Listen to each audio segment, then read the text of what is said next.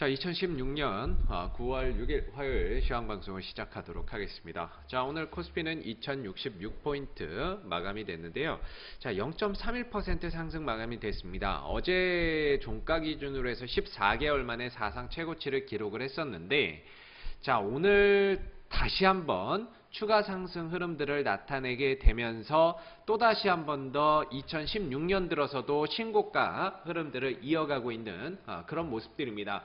자, 어제 같은 경우에 시장이 1% 정도의 상승 흐름들을 나타냈고요. 오늘 장 초반은 거의 눈치 보기 장세였습니다. 어차피 올라가기는 했지만 움직이는 폭 자체가 상당히 좀 제한적이었거든요. 상당히 좀 제한적인 범위 내에서 움직여서 이 움직임 폭 자체도 제한적이었고, 수급이나 이런 것들도 다 보시게 되면은 외국인들이 많이 사고 반대로 기관 쪽에서는 매도가 나오는 형국이었습니다. 자, 전일 미증시가 휴장이었죠. 그러다 보니까 딱히 올라갈 만한 이런 명분, 모멘텀 자체가 상당히 좀 제한적인 상황에서 시장이 추가적인 방향성을 잡아서 가기에는 상당히 좀 어려웠다라고 보시면 될 것 같고요. 그런 와중에서 오늘 삼성전자라든지 그 다음에 현대모비스가 상승 흐름들을 나타내면서 어떻게 보면 시장을 조금 더 위쪽으로 끌고 가는 역할을 했다라고 봐야 되겠죠. 아무리 봐도 오늘 시장 상승의 주인공은 삼성전자일 겁니다. 삼성전자가 오늘 보시게 되면은 한 2.3% 정도 상승을 하게 되면서 전반적으로 시장 상승을 좀 주도했다. 이렇게 보시면 될 것 같아요. 그래서 크게 오늘 시장의 방향성이 있었고 업종별로 굉장히 탄력이 좋았다라기보다는 전반적으로 쉬어가는 가운데서의 삼성전자가 오늘 2% 넘는 상승을 보이면서 지수를 조금 더 끌어올렸다. 이렇게 봐야 되겠죠.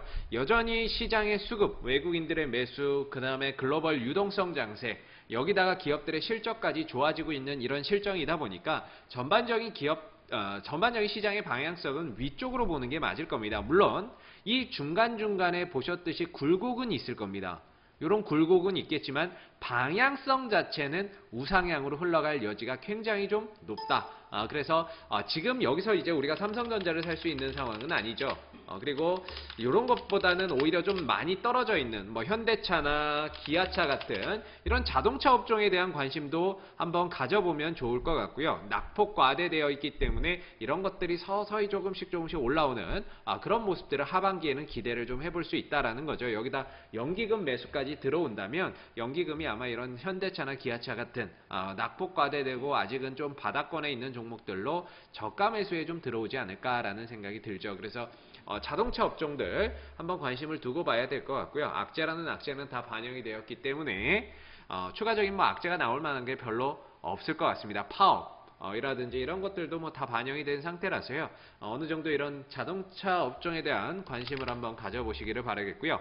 추가적으로 증권 업종도 계속적으로 관심을 가져두고 보시면 될 것 같습니다. 자, 그 다음에 이제 코스닥인데요. 코스닥은 오늘 0.03% 하락한 679포인트로 마감이 됐습니다. 약보합 정도에서 마감이 됐는데요. 역시나 이제 수급은 그닥 그렇게 좋지는 않았던 모습이죠.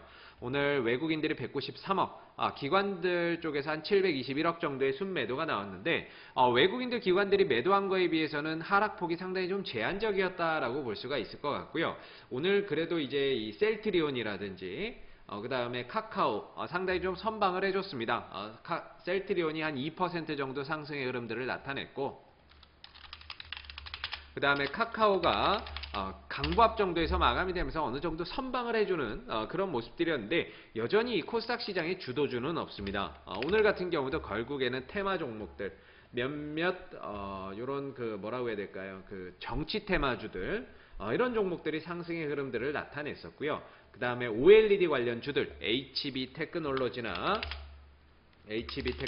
이런 것들, ICD 이런 종목들 급락 이후에 급반등 흐름들이 나와줬고요. YMC 이런 것들도 상승의 흐름들을 나타냈고, 대체적으로 이런 OLED 관련주들이 업종별로는 그래도 오늘 상승 흐름들을 좀 강하게 나타냈었던 업종군이 아닌가라고 생각을 해볼 수가 있을 것 같습니다. 그리고 전기차나 이런 업종은 거의 딱히 움직임이 없었죠. 그래서 쉬어가는 모습들이었고요.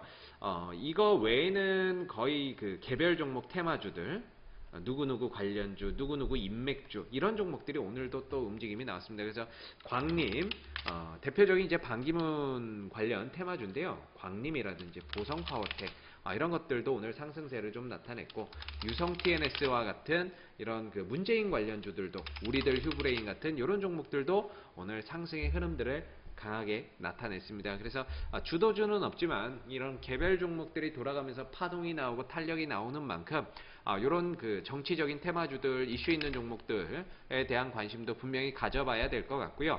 그 다음에 추가적으로 OLED 관련주들 최근에 가격적인 메리트가 굉장히 많이 생겼습니다. 저점에서 좀 잡아가고 끌고 가는 그런 매매 전략도 지금은 필요하지 않나라는 생각을 해봅니다. 자, 이상 2016년 9월 6일 화요일 시황방송은 여기서 마무리하도록 하고요. 내일 시황방송에서 다시 찾아뵙도록 하겠습니다. 오늘 수고들 많으셨습니다. 감사합니다.